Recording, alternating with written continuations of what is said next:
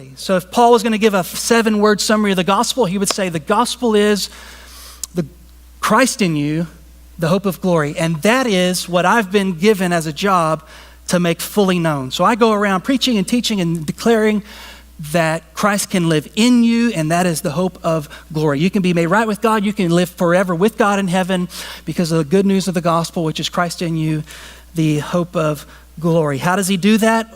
He does that, verse 28, by proclaiming him. We proclaim, warning everyone and teaching everyone with all wisdom, that we may present everyone mature in Christ. So he does it through preaching, proclamation. That proclamation consists of warning and teaching.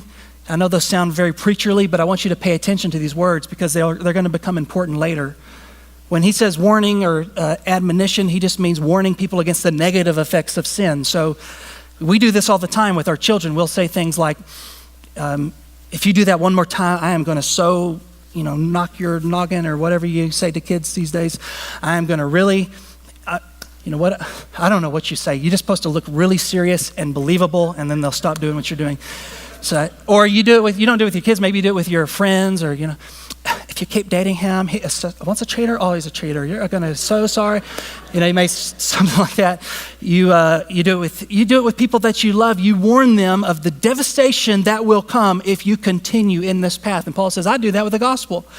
I say, your sexual sin is going to lead you to destruction. Your idolatry is going to lead you to destruction. Using money that way is going to lead you to destruction. And so that's the negative impact of his ministry. And then he says, I also teach. Teaching is the positive side. So that's giving true truth about reality and making it understandable. Good teachers don't just say what they need to say, but they make it understandable so that it can be received and understood. And he does it with all wisdom, meaning he takes the truth about reality and makes it applicable so that it can be used in your everyday life. Wisdom isn't just knowing what's right or wrong. It's knowing how to take what's right or wrong and do it in the right way, at the right time, with the right people, making truth work. So Paul's ministry is to take truth about God, use that truth to warn people against destruction, teach people positive things about who he is, what he's like, the way he's structured the world so that they can live effectively in the world. He takes truth and makes it helpful. And